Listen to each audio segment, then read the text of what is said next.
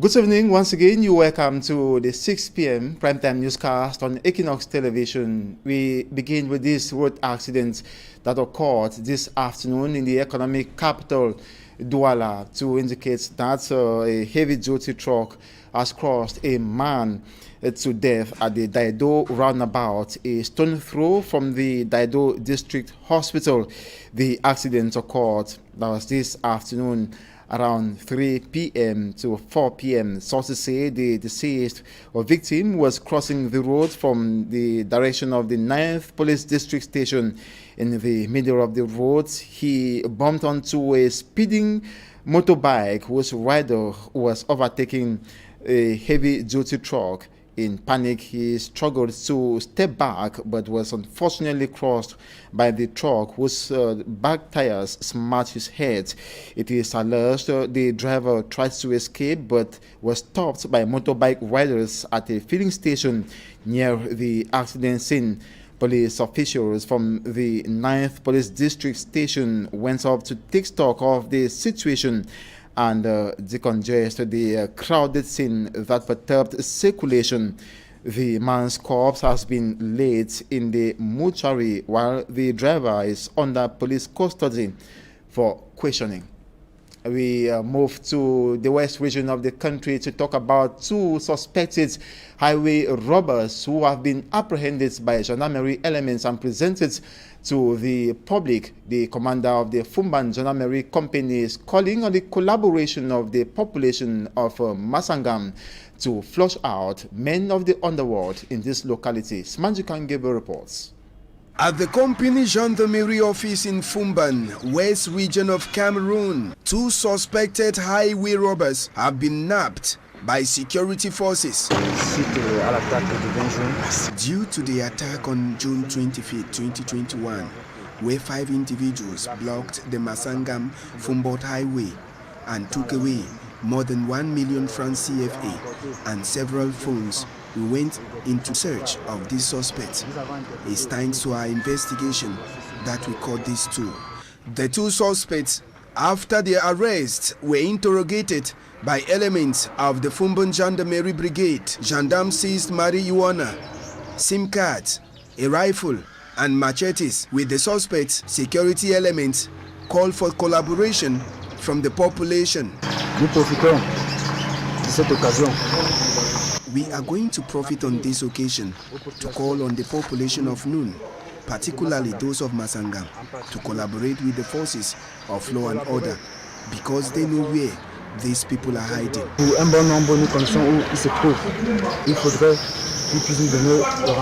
Security forces say their operation will continue until the men of the underworld decide to stop their activities. We take you to a locality known as Mbongo, that's in the central region of the country, notably in the Sanaga Maritime Division, rather that's Sanaga Maritime Division of the Littoral region.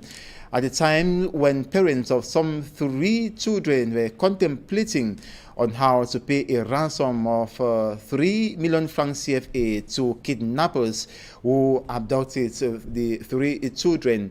The children who were kidnapped have so far escaped from the hands of their kidnappers, implying the parents are now relieved from paying this sum of 3 million francs CFA. Details in this report by Fomi Armstrong Sander, who tells us circumstances on how the children managed to escape and reunited with their parents. An atmosphere of joy and reunion at the Mbongo Gendarmerie Company, the Sanaga Maritime Division of the Littoral region of Cameroon. These 3 young children of ages 10 and 13 have reunited with their parents after 3 difficult days spent in the hands of kidnappers. They escaped from captivity when their kidnappers were asleep, according to one of them, Ejong Jr. Those sleepers are the same move me so to sleep. Me I just look at no man day. I think my mobile same move who go one. Now we don't want to do we go me for some pie bars.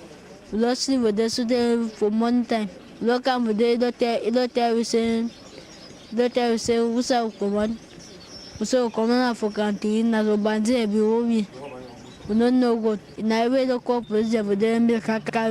They were kidnapped on July the 19th, 2021, while they were harvesting groundnut. The abductors, according to the victims, came armed with machetes when they were taking 35 kilometers far into the forest. We started move groundnut. That people they can't carry. The thing, as they said, they can't go outside. They need to talk. End up in Sabuna, so they told the caribou go outside. If they open my mouth, he will kill me. They were told to power. It's like coconut to us. Now we don't go inside bush. Parents of the victims say the kidnappers demanded a ransom of 3 million francs CFA. You don't take my pin there. If be left there for fun for Gano, them three made the work, and they don't go for different cap. The my one can see the picking them. Now you are tell you say I want my picking them because I want to go for bush and then it doesn't make I think my picking them. You talk for me say it don't send people they for go find the picking there. Move wait, make the people they come back. Three picking them, 2 on my own, the one may be my own. How don't stand for day? Some person call. He talk for that man, say man can give phone for Madame Colonel. He asked Madame Colonel, say, now you be Madame Colonel? He say, yes. He say, you know, say, that way be to go for bush, will be to follow you. Now you be what will be to find out, because now you get problem, we never that picking there. But I want to ask you, we don't take that picking there so that you can give me 3 million before we give that picking there. Informed of the kidnapped, Gendarmerie officials of Mbungo, together with those of Disange, immediately launched an investigation which ended up on a good note. The security officials used the occasion to call on parents to be vigilant with their children as the kidnappers are still on the run. A study reveals that only 37% of youths are represented by city councils in Cameroon. Moreover, just 27% of their requests are taken for review. This was disclosed in a conference in Lagdo, and a locality in the North region. Youths and notably girls are those suffering from this, as reported by Charles Ekome. A study report confirms that youth unemployment and access to basic social services in Lagdo, a locality in the North region of Cameroon, is a call for concern. Most importantly, the Boko Haram raids has further deepened the socio-economic crisis in the area. The female type gender also happens to be the most affected by these problems. Ahmed Njoya, an expert in governance, says the council has as obligation to accompany and represent youths and young girls with their everyday challenges. À la faveur d'un de nos projets intitulé Plan for Girls, c'est-à-dire Plan pour les filles. Through one of her projects sponsored by the Canadian government entitled Plan for Girls, we sought to promote the leadership skills of young girls, and the only organ in the community which can fully help to promote such projects is the council. On posait la question de savoir, dans le périmètre de la commune, quelle est l'instance qui a sur elle la charge de prendre les décisions de la vie de ces populations? La réponse est toute simple, c'est le conseil municipal.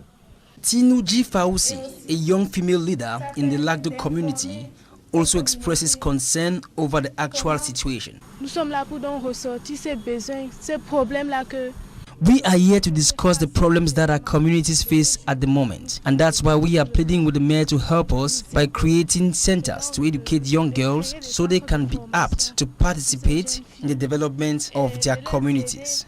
À être apte pour participer à la progression de leur communauté. The mayor of Lagdo, Haruna Damata, says after listening to the problems which young girls face in the community, the council will fully accompany them in their everyday challenges. Nous étions autant pour moi en session ce matin, c'est pour we were in a meeting this morning to discuss the problems relating to gender bias. We have come up with probable solutions to tackle these problems. I also want to tell the young ladies of our community that they can always count on the council to come to their aid.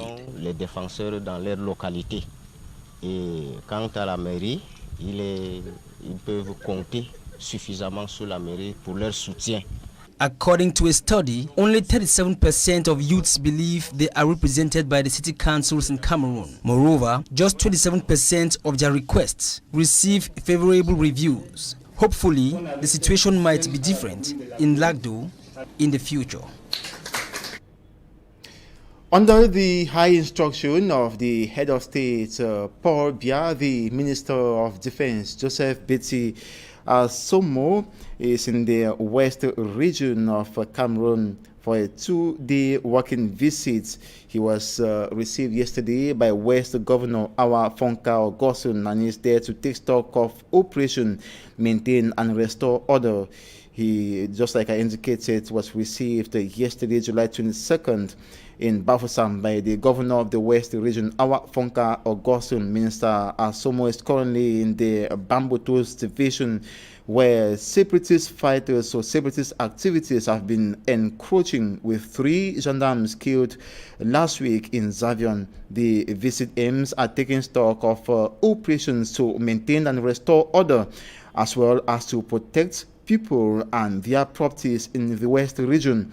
This visit is thus timely as the defense boss will strategize with his collaborators in the region on ways to maintain order and mobilize his troops to better face security challenges in the parts of the country. Ahead of this 2-day working visit, Minister Joseph Betty Asomo arrived in Bafoussam, chieftain of the West region. That was yesterday, I reiterate, and was received by Governor Awa Fonka Ogosun. And at the time when the security situation of the West region remains disturbing as a result of attacks masterminded by armed men suspected to be separatist fighters from neighboring Northwest region.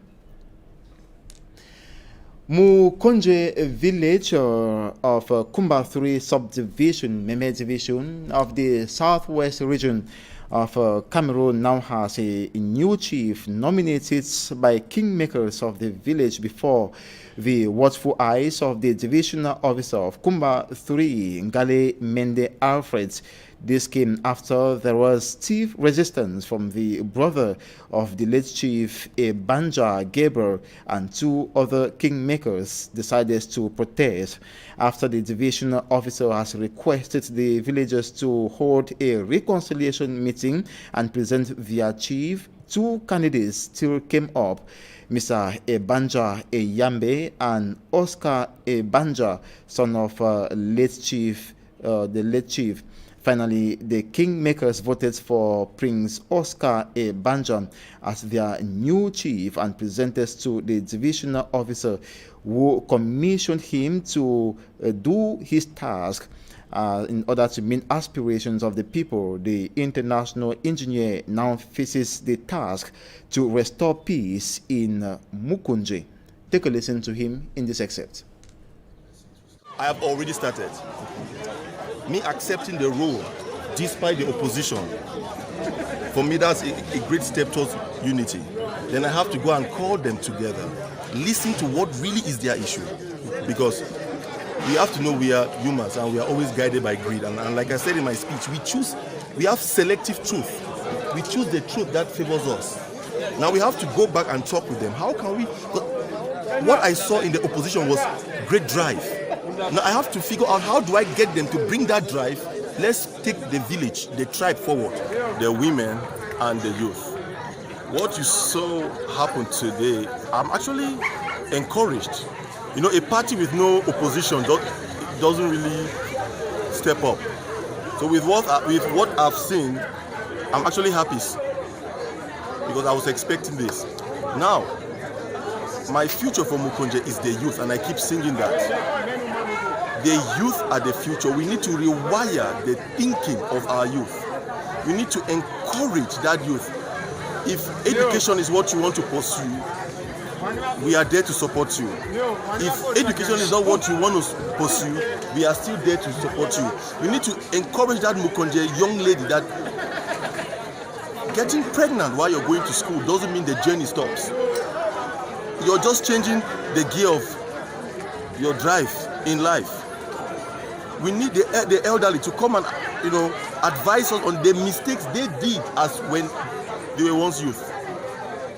I've gathered all over the world an elite group of Balong sons and daughters who are interested in seeing the village go further, the tribe go further, who will be able to give in resources, not expecting gain, but they'll be expecting that projects be carried out in the village to foster the young population. You are listening there to the new chief of Mukundje, that's in Kumba 3 subdivision, and he has promised he will work to maintain peace and order in the village, as well as work in collaboration with the administration to see that the situation in Mukundje village comes to normal in as much as insecurity is concerned. We equally hooked up with kingmakers who explained how the election took place, and the equally task brings Oscar Ebanja, that's a new chief of Mukundje village. Take a listen to them. The administration is supposed to bring together the community, select its kingmakers, and then they produce a chief elect. In this case, it happened in a dynasty. The contestants were people from the same stock. So it was the place of the contestants to agree before coming to the public, because it is not even the kingmakers who should choose a chief. It is the household that should choose a chief and present to the kingmakers. So in this case, it is a household. The chief elect is from the household. The instrument of a new chief of Mukundje village. This time around, Mukundje has been without no chief. But today, the instrument of a new chief will make Mukundje once again to be law-abiding. I call on you all to help give all support in the days ahead and remain blessed. Long live Mukundje chiefdom, long live Kumba 3, long live the people of Cameroon. Thank you.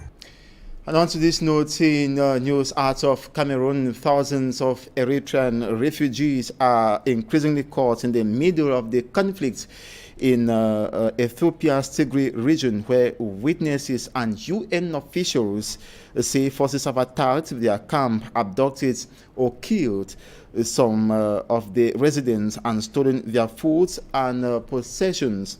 The refugees are among the most vulnerable groups in the Tigray conflict, which broke out in November between the region's forces and Ethiopian federal troops. It has left thousands of people dead. The refugees say they have been targeted by both sides. Troops from their native Eritrea, which send forces over the border to support Ethiopian soldiers, have been accused of destroying a refugee camp, and abductions also masterminded. And the refugees say they have also come under attack as scapegoats from Tigrayans, who allege widespread abuses by Eritrean troops. And that ends the 6 p.m. primetime newscast on Equinoxe television. Thanks so much for watching. Do have a splendid evening and a nice weekend.